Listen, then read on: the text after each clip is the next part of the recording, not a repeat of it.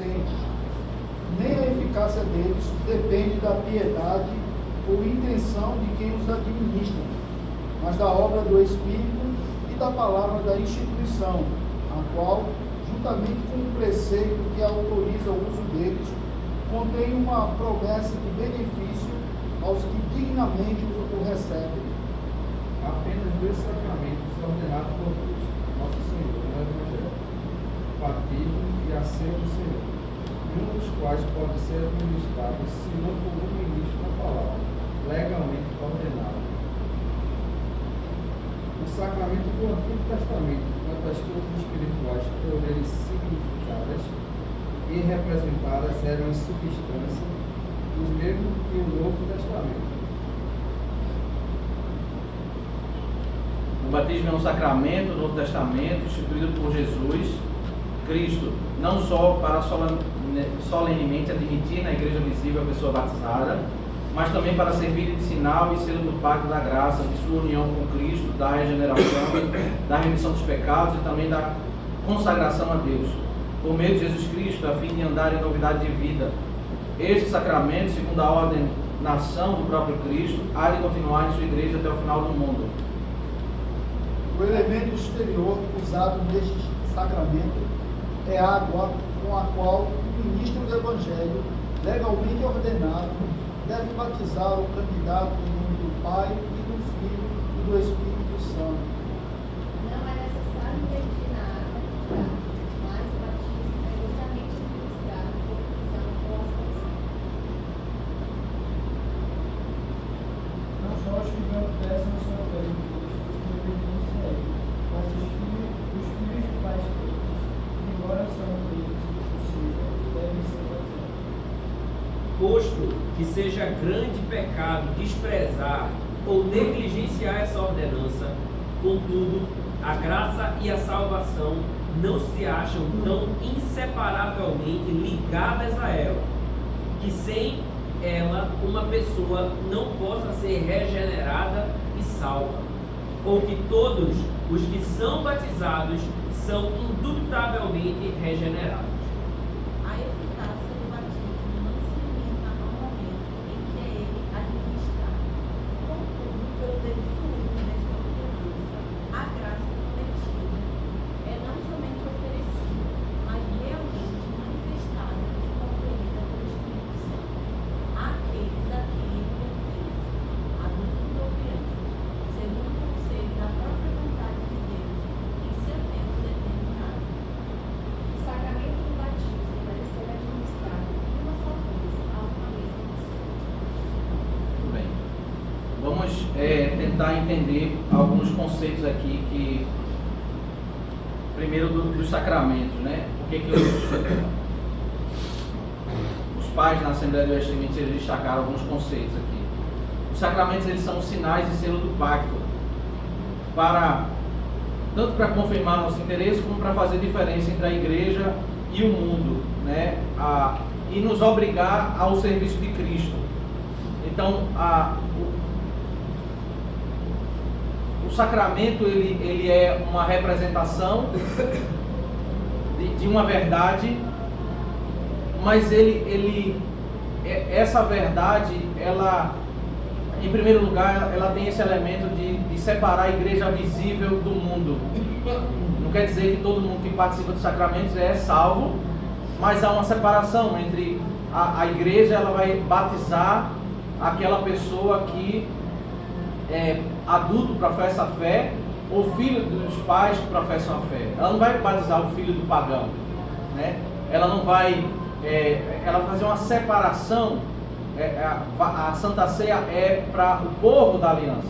Uma vez eu estava lá pastoreando lá a outra igreja, e aí tinha uns dias lá que eu ficava no gabinete, já ia para lá, ficava estudando. Se alguém aparecesse para falar, eu atendia, se não eu ficava lá no gabinete estudando.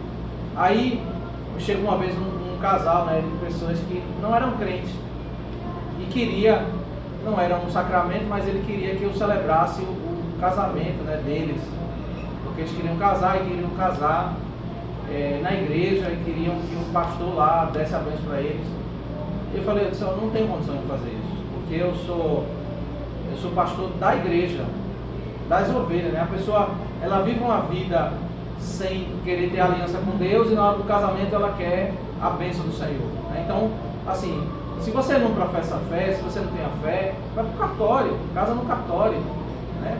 Se você não quer ter uma vida, mas se você quer ser membro da igreja, você quer professar a fé, aí tudo bem, aí você vai viver aqui, aí você vai ter o pastoreio da igreja, né?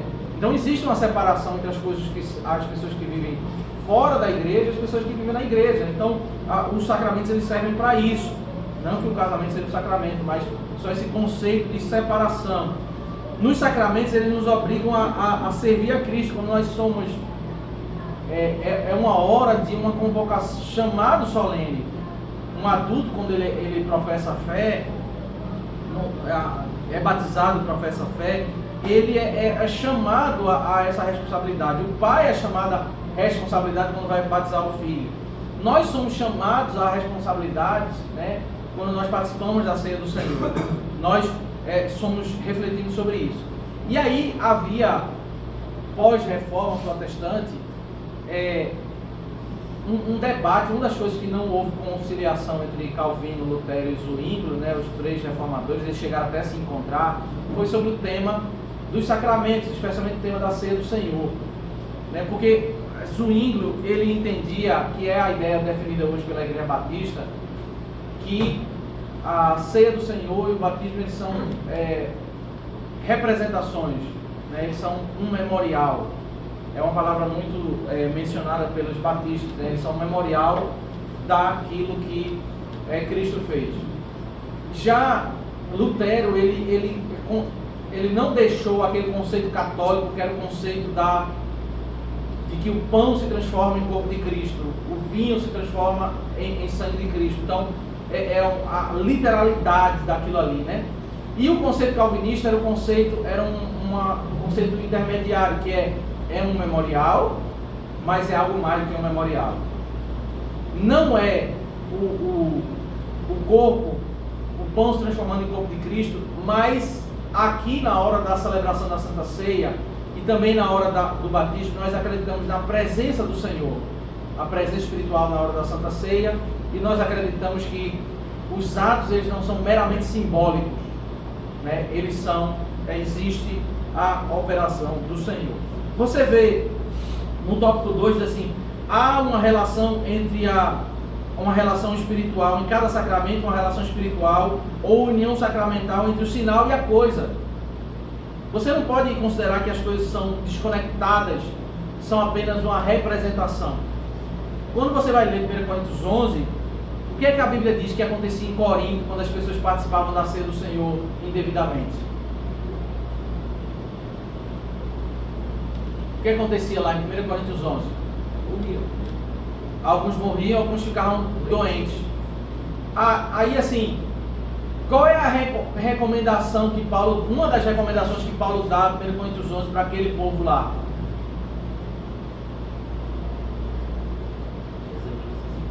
Examine-se a si mesmo, não dá recomendação. Que mais? Confissão do pecado. Confissão do pecado. Que mais? O que ele diz? Esperar uns pelos outros. Tem uma das coisas que ele diz também lá, que é como em casa. Isso que vocês estão fazendo, eu não vos louvo. Vocês se reúnem para pior e não para melhor. O que é uma reunião para pior? Como é que você pode ir para um culto e aquilo ali ser para pior e não para melhor? Ele não disse que é assim, é como se fosse vazio, neutro, não. Ele disse que era para pior. O culto, você vai a Deus para você ser perdoado, você crescer em santificação e você estar num estado melhor após o culto. Mas como é que o culto ele pode ser para pior? Quando na hora do culto eu vou ofender a Deus. Então, a Santa Ceia, ela não é apenas um memorial, porque se fosse um memorial, não tem implicações espirituais. E aí, o que ele está dizendo é que assim, você vai se encontrar com Deus, e quando você ofende a Deus, isso é para pior. Deus está... Esse conceito do Antigo Testamento, de que Deus está visitando o seu povo, E quando o povo agrada a Deus, Deus abençoa. E quando o povo desagrada a Deus, Deus pune. Então, o que acontecia na Santa Ceia, essa era a visitação. Então, como na hora da Santa Ceia estava tendo aquela bagunça, aquela carnalidade, as pessoas, por causa da Santa Ceia indevida, ficavam doentes e morriam. Então, era uma visitação. Deus saía para se encontrar com o seu povo e havia doenças e morte. Então, como é que a gente vai dizer que a Santa Ceia é uma coisa, só um memorial? Se o texto está dizendo que existe algo além de nós lembrarmos da história, Deus se faz presente visitando o seu povo. Então, esse é o significado dessa relação, né? Aí diz assim que a graça dos sacramentos não é pela piedade de quem administra. Obviamente é um combate ao catolicismo, que acreditavam que estava tudo centrado no sacerdote. O benefício é por causa do sacerdote da igreja. E também um combate ao catolicismo quando diz que há apenas 2 sacramentos, o batismo e a Santa Ceia, porque o catolicismo defende os 7 sacramentos, né? Não sei a lista de todos, mas o casamento é um sacramento, né? Tem vários elementos aí que eles destacam como sacramento. O catolicismo virou uma doutrina em si mesmo, eles vão criando doutrina, eles não somente interpretam equivocadamente das escrituras, mas como eles pegam coisas fora da escritura, nos concílios, eles vão decidindo e vão criando coisas. E algo que estabelece aqui, os sacramentos do Antigo Testamento, eles são, em essência, os mesmos sacramentos da Nova Aliança. A gente vai ver um texto que destaca um pouco sobre isso, né? Mas assim, a Páscoa tem um paralelo na Santa Ceia, a circuncisão tem um paralelo no batismo, nós conhecemos essa verdade muito bem. O objetivo do batismo é admitir a pessoa na igreja, né? Representa essa união, essa regeneração. A gente vai ler um texto que trata sobre isso. E que também não é necessário imergir a pessoa na água, né? Então, vamos caminhar alguns textos bíblicos que destacam sobre isso. O primeiro texto que eu quero destacar, vou caminhar um pouco na ordem cronológica, vamos, Êxodo capítulo 12.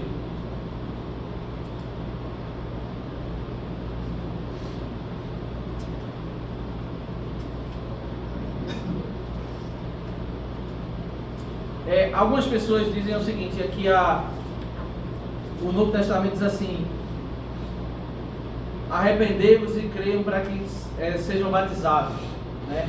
Fazer discípulos de todas as nações, batizando, ensinando e depois batizando em nome do Pai, do Filho e do Espírito Santo. Então, as pessoas dizem assim, por que a gente batiza criança se muitas palavras do Novo Testamento condicionam o batismo a uma pessoa se arrepender e crer, né? As pessoas relacionam a isso. Como é que você responderia uma pessoa nesse sentido? Por que batizar criança se o Novo Testamento está condicionando o batismo ao arrependimento?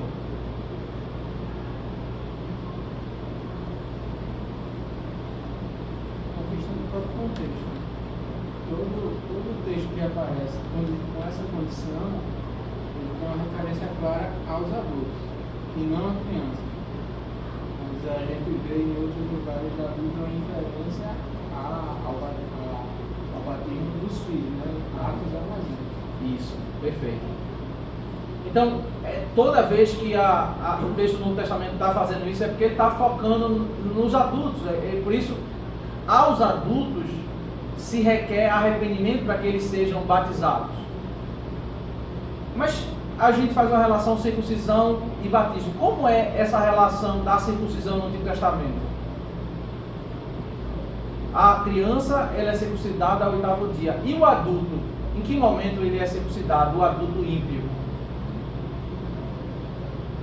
Porque haviam adultos de outras nações que se convertiam ao Senhor, Eles abraçavam a fé. quando eles se arrependiam e criam. Êxodo capítulo 12, versículo 43 e diante. Veja o que diz a palavra de Deus. Toda criança era circuncidada ao 8º dia. Mas haviam pessoas que não eram circuncidadas ao 8º dia, que iriam pertencer à família da fé. Êxodo 12, 43 diz: o Senhor disse a Moisés e a Arão: Esta é a ordenança da Páscoa, nenhum estrangeiro comerá dela.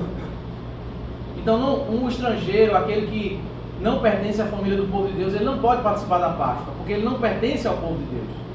A Páscoa representa a comunhão com o corpo de Cristo e o seu sangue. Como ele vai ter comunhão se ele não pertence ao povo de Deus? Ele não professou a fé. Aí veja como o Evangelho da graça desde o Antigo Testamento, verso 44. Porém, todo escravo comprado por dinheiro, depois de ser circuncidado, comerá da Páscoa. O estrangeiro e o assalariado não comerá dela. O cordeiro deverá ser comido numa só casa. Não levem nada da carne para fora da casa, nem lhe quebrem osso nenhum. Toda a congregação de Israel fará.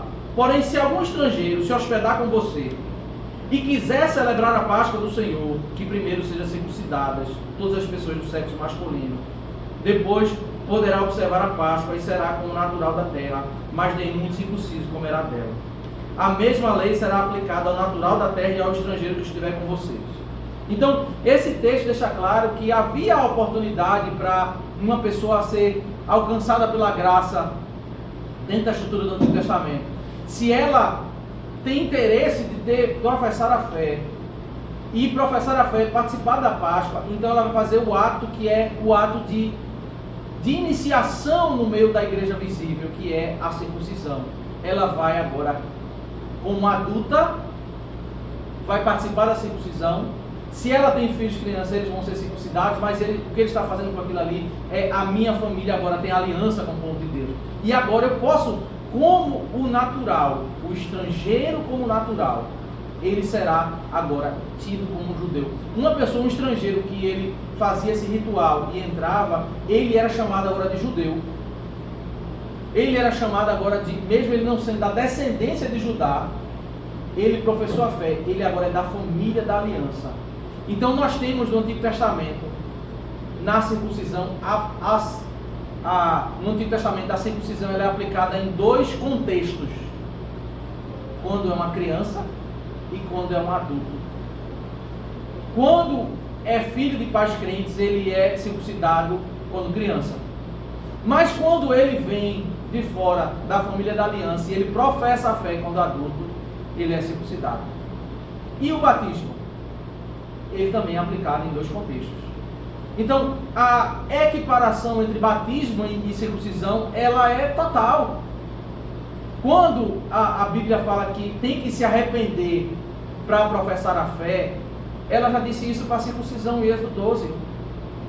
E a mesma coisa que está acontecendo no Novo Testamento é o que está acontecendo em Êxodo 12. Quando alguém é de fora da família da aliança, nós vamos pregar o Evangelho para ele se arrepende e crê, ele vai fazer o ato, quando adulto, que os nossos filhos fazem como crianças. Quando crianças. Então, a partir daquele momento, os filhos dele vão fazer quando crianças. A mesma realidade do que a igreja acontece na antiga aliança, a igreja acontece na nova aliança. O batismo é aplicado, a circuncisão é aplicada à criança, num contexto de filhos de pais crentes, e no adulto, quando ele vem de fora. O batismo, quando ele vem de fora, o adulto, e quando é filho de pais crentes, a criança. Então, nós temos os dois contextos, aqui e aqui. A relação entre circuncisão e batismo, ela é plena. Né? Só que, às vezes, os batistas dizem assim, não, mas a circuncisão é aplicada só às crianças. E o batismo, ele tem que ser, para se arrepender, tem que ter conhecimento. Não. A circuncisão, ela é aplicada para a criança e para o adulto no Antigo Testamento. Né? E esse texto de Êxodo 12 nos ensina isso. Dois contextos. Né? Pastor, você pode só esclarecer uma coisa. No Antigo Testamento, então a gente via o garoto sendo, né, o macho sendo circuncidado. Então, a menina, ela não tinha essa relação. E aí é o argumento de muita gente também, quando parte do Novo Testamento, a gente vai usar o argumento da circuncisão. Certo, mas no Antigo Testamento as meninas não tinham esse... Se eu cortar só... Isso, é interessante. Eu queria fazer essa pergunta, né, para vocês. Por que as meninas não eram circuncidadas? Se existe uma correlação entre batismo e circuncisão, por que as meninas não eram circuncidadas e só os meninos, e agora é meninos e meninas, homens e mulheres? Né? Como é que a gente responderia isso às pessoas que questionam essa correlação? Primeiro conceito é, a Bíblia faz essa correlação. Colossenses 2, verso 11 e 12 diz que o batismo é a circuncisão de Cristo. Então, a Bíblia faz essa correlação. Segundo lugar, eu preciso entender por que acontece isso. Aí o primeiro texto que nos ajuda a compreender isso é Joel, capítulo 2. O texto existe um conceito que na Confissão de Fé na Teologia do Pacto vai falar sobre isso, mas assim, existe uma profecia em Joel, capítulo 2.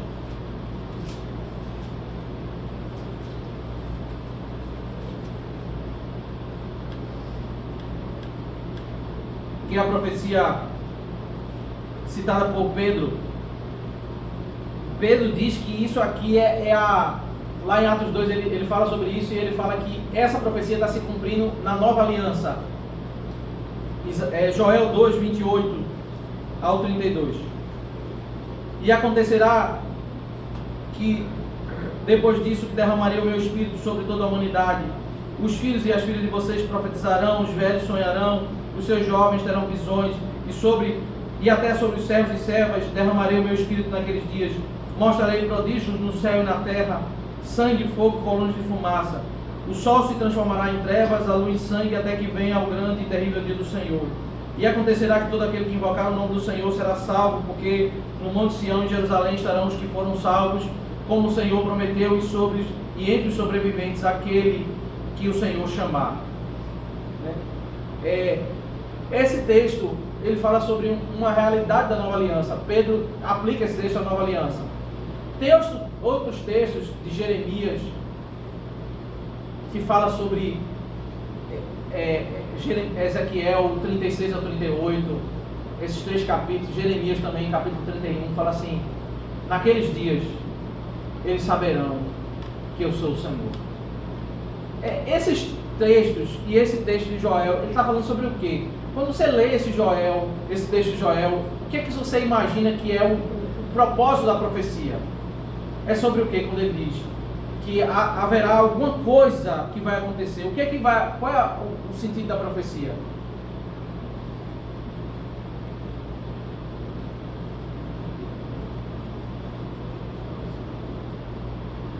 Você está falando no sentido de saberão que eu sou o Senhor? Essa é uma das expressões também que vai acontecer nesse texto, mas eu quero dizer que eles estão na mesma direção de propósito. O saberão que são o Senhor, né? Eu serei de pai e eles serão filhos. Todas aquelas expressões de Ezequiel, de Jeremias, e essa expressão, os velhos sonharão, os jovens terão visões. Por que ele está falando sobre velho, sobre jovem? Por que ele está falando sobre filhos e filhas? Por que ele está falando sobre conhecerão? O povo do Antigo Testamento não conhecia? O povo do Antigo Testamento não recebia o Espírito? Ele está falando sobre o quê? O que vai acontecer de fato diferente, que não havia na Antiga Aliança e vai haver na Nova Aliança? O derramamento do Espírito. O derramamento do Espírito já existia na Antiga Aliança. O Espírito sendo derramado em certo sentido. Ele era derramado, o Espírito era derramado. É a agregação dos ímpios, aqueles que não faziam então parte os do ímpios, povo. eles eram alcançados na Antiga Aliança. Aí, assim, qual é a diferença entre a Antiga Aliança e a Nova Aliança? Nesse quesito de benefícios para o povo de Deus. Perceba, compare o crente do Antigo Testamento e o crente do Novo Testamento. Qual é a diferença? Porque ele está dizendo que está acontecendo alguma coisa aqui. Vai acontecer alguma coisa, um marco que é da Nova Aliança. Eles eram salvos pela graça. Eles tinham o Espírito de Deus.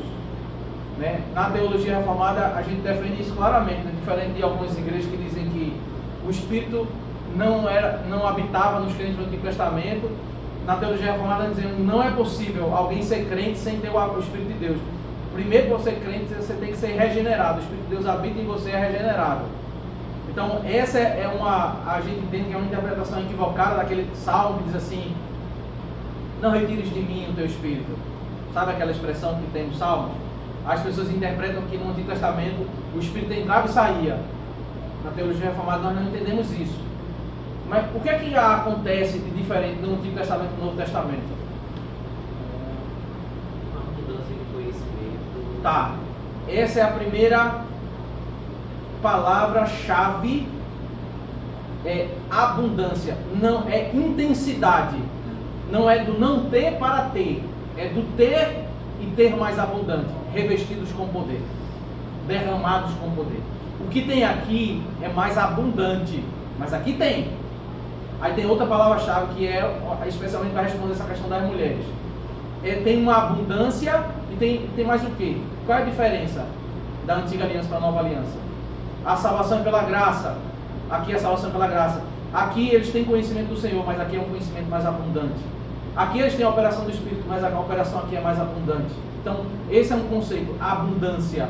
O que Ezequiel e Jeremias está falando é muito sobre isso, sobre vai ter um tempo onde as coisas vão ser mais abundantes. E que mais? Como? Pronto. Nossa, essa menina é uma teóloga. Ela é uma exegeta. Aí vai responder essa questão. A marca da antiga aliança é benefícios a poucas pessoas. Não é só sobre o circuncisão. Eu quero tratar esse tema à luz do todo. Porque às vezes as pessoas falam sobre a teologia reformada como assim, não, vocês estão manipulando o texto. Não, olha para o todo. É só o sacerdote que entra no Santo dos Santos. Mas não é todo mundo salvo pela graça. Mas é só o sacerdote que entra no Santo dos Santos. É só um profeta, e geralmente é atípico um profeta homem. É geralmente um profeta, um homem adulto. Geralmente não é idoso, não é mulher, geralmente não é criança, geralmente é um homem adulto e geralmente é um sacerdote. Existem casos de profetas que não são sacerdotes. Mas a estrutura da antiga aliança a bênção de Deus é restrita. E o que ele está falando em Joel é o seguinte: vai haver uma intensidade e uma abrangência, né? O Greg Bill, ele comentando o texto lá de Hebreus 9, que faz um comentário de Jeremias 31, e firmarei com eles a nova aliança. Aí Greg Bill, ele vai dizer o seguinte, ele não está falando sobre salvação, um novo modelo de salvação, ele não está falando sobre uma nova lei, ele está falando sobre, vamos estudar Jeremias 31, vamos estudar Ezequiel 36, 37, 38, vamos estudar Joel 2, ele está falando sobre a mesma salvação pela graça, e os benefícios para o povo de Deus sendo derramados agora para criança, homens, mulheres, idosos, sacerdote não é sacerdote, profeta não é profeta. Não, acabou essa divisão. Os benefícios serão agora alargados e mais intensos. Abrangência e intensidade. Então, na antiga aliança, a salvação é pela graça para todos, mas o sinal e selo do pacto é apenas aos homens. E ele ainda tem mais essa. Ele é dado com sofrimento. Derrama-se sangue. Na nova aliança, ele é dado sem sofrimento, só uma água. E ele é para homens e mulheres. É mais abrangente. Essa é a diferença da estrutura da antiga aliança. A Páscoa imagine você comer uma comida. A refeição, o significado espiritual era tremendo. Mas a Páscoa, você comia uma carne com ervas amargas. Não era uma refeição das mais agradáveis. Você comia o pão sem fermento. A hóstia. O pão com fermento é aquela comida saborosa. Na Páscoa da antiga aliança, você sentava numa mesa para comer uma carne assada com ervas amargas e um pão meio que duro. Aí na nova aliança nós comemos o pão, uma refeição mais abundante, um pão, um vinho. Essa refeição é uma refeição mais desprovida de sofrimento, mais benefícios. Nós participamos do batismo agora, homens e mulheres. O benefício agora, o benefício era dado para homens e mulheres, mas só quem participava eram os homens, que representavam a família. Mas agora nós temos uma transição. A transição não em essência, mas em abrangência, né? Sai tudo que os reformadores falavam muito, tudo que é cruento, tudo que é sangue, sai e vem para a simplicidade. Simplicidade de representação e abrangência de benefício. Então, a mulher, ela participava ela era selada, ela era sinalizada que ela era uma mulher serva de Deus, era como?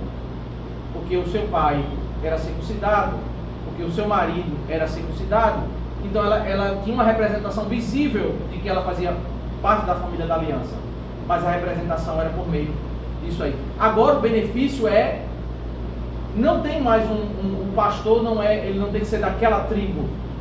Qualquer pessoa de qualquer lugar pode ser um pastor, batizado homem, mulher. Então esse é o conceito, é por causa da abrangência, e a base bíblica é Joel capítulo 2, tá?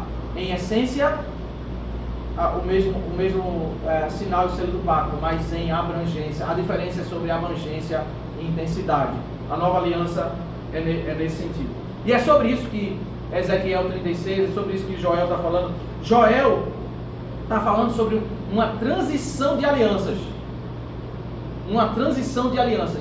E aí quando ele fala, porque o que acontece em Atos 2 é as duas coisas, a transição de aliança e uma conversão de gentios. Porque como parte da transição de alianças, vai haver uma grande conversão no meio dos gentios. Aí ele diz, e acontecerá que todo aquele que invocar o nome do Senhor será salvo. Todo gentio que invocar o nome do Senhor será salvo. Então, na transição de alianças vai haver além para o povo de Deus, maior intensidade, maior abrangência, vai também haver um trazer para dentro dessa conversão dos gentios, que é o que ele está falando em Joel capítulo 2, né? Que é o que ele trata sobre isso, tá? Ficou claro isso? Por que as meninas não eram circuncidadas na antiga aliança? Porque Deus decidiu que o sinal e selo do pacto fosse mais restritivo, não fosse tão abrangente, para que a nova aliança fosse mais abrangente. Mais restritivo, você não pode comer camarão, você não pode comer carne de porco. Na nova aliança você pode mais abrangente, mais benefícios. Paulo vai dizer em Gálatas 4 que na antiga aliança, os crentes da antiga aliança, eles eram mais restringidos a regras, porque eles eram tidos como crianças, e agora nós estamos na fase adulta. Então é a geração da fase adulta, né? Então a circuncisão, um outro tópico interessante é sobre o modo de batismo. A confissão de fé fala sobre não necessário ser imergido. Vamos abrir aí em Hebreus capítulo 9, verso 9 e verso 10.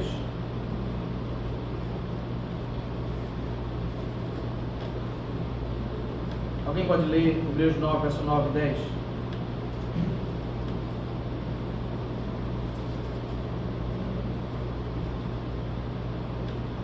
Isso é uma parábola para a época presente, na qual se oferecem dons de sacrifício. Ora isso, o que diz respeito à consciência, seja identificado para aperfeiçoar aquele que presta culto, pois não passa por ordenanças da carne, baseadas somente em comidas, bebidas e diversas cerimônias de purificação, impostas até o tempo oportuno e conforme.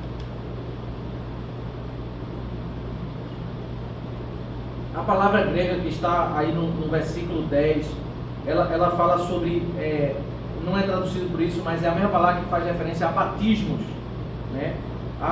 Algumas traduções traduzem por abluções, a NAA não traduziu por abluções, mas a palavra lá, grega, fala sobre batismos, né? Então, essa referência aqui, ele está fazendo referência ao ritual de Êxodo 24. Se você olhar, especialmente o verso 19, veja o verso 19 que diz: porque havendo Moisés proclamado a todo o povo os mandamentos conforme a lei, pegou o sangue de bezerro dos bodes com água, lã tingida de escarlate e sopro, e aspergiu não só sobre o próprio livro, como também sobre todo o povo. Ele está fazendo referência a Êxodo 24, né? Quando Moisés, naquele capítulo que é o capítulo da aliança, que ele pega uma bacia cheia de sangue. Se você pegar Êxodo 24, versos 6 ao 8, você vai ver, ele pega a bacia e ele faz um ritual de purificação, de aliança. Vocês estão fazendo aliança com o Senhor. Ele pega o sangue e ele asperge sobre o povo. Então a igreja presbiteriana, ela entende que assim, nós temos uma representação. E no Novo Testamento ele não diz assim, tem que ser por aspersão, tem que ser por imersão, tem que ser por isso. tem que ser com água. Mas nós entendemos que a melhor forma de representar o conceito do Antigo Testamento, se um modelo é esse, substituir o sangue pela água, é aspergir, porque a cerimônia que foi realizada no Antigo Testamento não foi por imersão, foi por aspersão. Em Êxodo 24, eles, antes de Moisés subir o monte e passar os 40 dias lá, ele pegou a bacia de bronze e disse: vocês querem fazer pacto com Deus? Vocês querem fazer aliança com Deus? Deus deu aqui, libertou vocês e querem fazer aliança com vocês. Houve como que uma aliança coletiva do povo, é um marco na história. E esse evento marcante que Hebreus 9 está citando, foi pegar o sangue e aspergir. Ele aspergiu sobre as pessoas. Então, Hebreus 9 faz referência à aspersão, né? A isso. Aí, assim, até o Joseph Piper, comentando esse livro, né, que nós estamos usando, ele diz assim, esse livro aqui, ele diz: nós não entendemos que tem que ser por aspersão. Quando vem uma pessoa de outra igreja batizada por imersão, ela não é rebatizada, porque o que importa é a representação da água. Ainda que nós entendamos que o que aconteceu lá foi por aspersão, mas assim, se a pessoa foi batizada por efusão, por aspersão, né? Uma das coisas que ele comenta aqui é que, fazendo referência até a um texto de Atos, que fala sobre derramar, né? O derramar do Espírito como uma alusão ao derramar de Deus. Então é muito mais coerente se você vai representar esse conceito, você fazer um derramamento de água e não você fazer a imersão de água, tá? Mas ainda que nós não entendamos que uma pessoa que faz isso, ela está devidamente errada. Então eu queria ler mais dois textos. Um é Colossenses 2, que faz essa referência direta, né, explícita, relação batismo e circuncisão. Quando em Colossenses 2, verso 11 e 12 diz assim: nele também vocês foram circuncidados, não com uma circuncisão feita por mãos humanas, mas pela remoção do corpo da carne, que é a circuncisão de Cristo, tendo sido sepultados juntamente com ele no batismo, no qual vocês também foram ressuscitados por meio da fé no poder de Deus que o ressuscitou dentre os mortos, né? Então ele diz: vocês foram circuncidados em Cristo, mas não pela circuncisão por mãos de homens. Que circuncisão é essa que a gente foi circuncidado? Quando a gente foi sepultado juntamente com Cristo no batismo. Então Colossenses 2, 11 e 12 está dizendo que nós fomos circuncidados em Cristo, não nos moldes do Antigo Testamento. Nós fomos circuncidados em Cristo no batismo. É no batismo que eu sou circuncidado. Então, essa relação entre circuncisão e batismo, ela não provém da história, da imaginação, da reflexão, não. Eu acho que parece semelhante. Não, existe uma referência explícita nas Escrituras que diz que o batismo da igreja, quando a igreja é circuncidada quando ela é batizada. Aí eu volto para o Antigo Testamento. Eu preciso agora conhecer o Antigo Testamento. Em que momento é aplicada a circuncisão para os crentes do Antigo Testamento? Em que momento? Quais são os dois momentos em que a circuncisão é aplicada?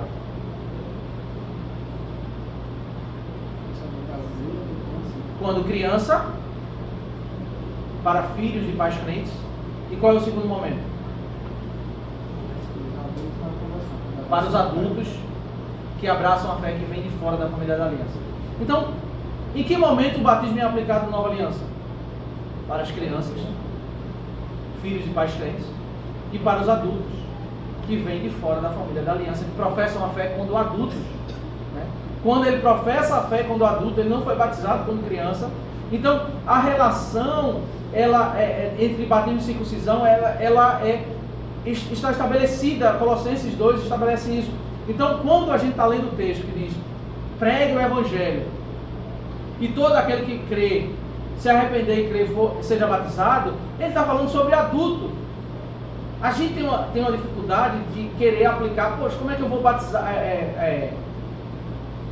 uma criança se o texto está falando que tem que se arrepender? Mas o texto está falando sobre uma realidade do adulto, ele não está falando sobre a criança. Aí as mesmas pessoas que fazem essa interpretação, elas, em outro momento, elas não fazem essa separação. Elas fazem essa separação, né? Elas não fazem aqui, mas fazem em outro momento. Por exemplo, segundo a Tessalonicenses, a igreja lá estava passando por um problema, que era que pessoas deixaram de trabalhar, porque estavam esperando a segunda vinda de Cristo, e deixaram de trabalhar e ficavam visitando a casa das viúvas, para comer a comida lá das viúvas, né, que as viúvas recebiam um sustento que vinha do tabernáculo.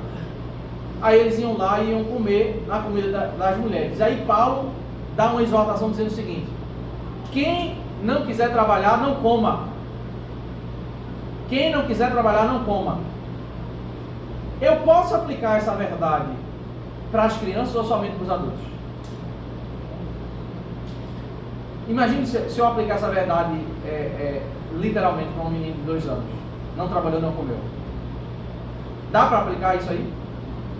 Então, as pessoas, por exemplo, as pessoas que defendem que o texto não pode ser aplicado para a criança, aquele texto é para todo mundo, tem que crer e se arrepender para ser batizado, essa mesma pessoa, quando chega sobre o texto do Tessalonicenses, ele faz a separação, diz: não, isso aqui é só para adulto. Ele não deveria fazer a mesma coisa quando fala sobre o batismo? Porque o texto está falando só sobre adulto, o foco do texto é o adulto. O foco do texto de 2 Tessalonicenses não é para a criança não é para trabalhar. Quem tem que dar o sustento para a criança são os pais trabalham não para a criança. Então o foco do texto de Marcos 16, de Mateus 28, é falando sobre adulto, sobre o que se espera de um adulto ímpio ao ouvir o Evangelho. É ele se arrepender e crer, aí ele vai ser batizado. O batismo, ele é necessário ter a fé e o arrependimento quando lidamos com um adulto. Quando lidamos com criança, não. Aí nós olhamos para o contexto do Antigo Testamento, como é aplicada a circuncisão, quando é aplicada o batismo. Aí, meus irmãos, tem algo interessante, que é: a criança é batizada sem entender. Filho de pais crentes, ele é batizado. O que é que nós estamos dizendo com isso? Que a criança já é salva? Um dos tópicos lá da confissão que nós lemos é dizendo o seguinte: nós não estamos associando literalmente a salvação com o batismo. Nem que alguém possa deixar de ser salvo se ela não for batizada, como ladrão na cruz, e nem que todos os batizados são salvos. Nós não dizemos isso. A criança é batizada, mas ela é pecadora.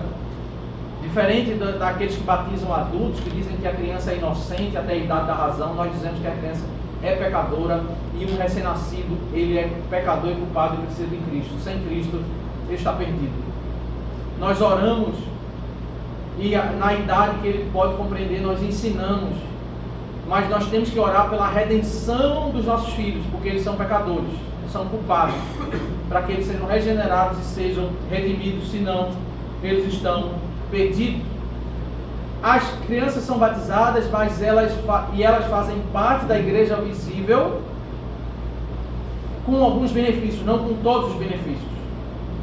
Porque a criança é batizada, mas ela não pode participar de votação na Assembleia, ela não pode participar da ceia do Senhor, porque ela cresceu, mas ela precisa chegar à idade da razão para professar a fé, para que ela tenha todos os benefícios da igreja visível. Ela precisa assumir, reconhecer que a fé dos pais é a fé dela. Então, no nosso código, nossa Constituição diz assim, que quando uma criança que foi batizada e ela chegou a fazer 18 anos e não professou a fé, ela automaticamente deve ser excluída do rol de membros. Nem mais da igreja visível ela deve participar. Nem mais, porque ela não professou a fé, ela não veio na frente da igreja e disse. Então, nós batizamos, perceba, mas nós não estamos dizendo que o nosso ensino não é um ensino católico, que o sacramento é que vai fazer a salvação daquela criança. Nosso ensino não é como o ensino de algumas denominações que dizem que a criança é inocente. Nós olhamos para a criança e dizemos: ela é pecadora e ela precisa de redenção.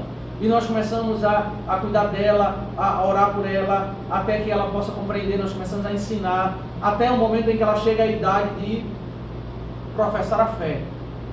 Aí ela vai dizer perante a igreja: a fé não é apenas dos meus pais, é a minha fé, eu professo o Senhor. E aí o texto bíblico diz: aquele que me confessar diante dos homens, eu confessarei diante do meu Pai que está nos céus. Ele vem agora fazer aquilo que o povo de Deus fazia no Antigo Testamento. Eles eram circuncidados, mas eles tinham que também responder individualmente. Eles tinham que professar a fé. E aí eles vão fazer isso, professar a fé, antes que cheguem aos 18 anos, para que eles respondam a verdade por eles mesmos. Aí um outro texto que é importante ler é Romanos capítulo 6, que a confissão falou sobre isso, sobre união com Cristo no batismo. O que é que o batismo representa?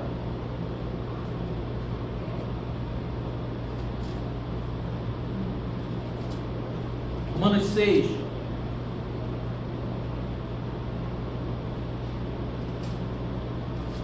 verso 4 e verso 5.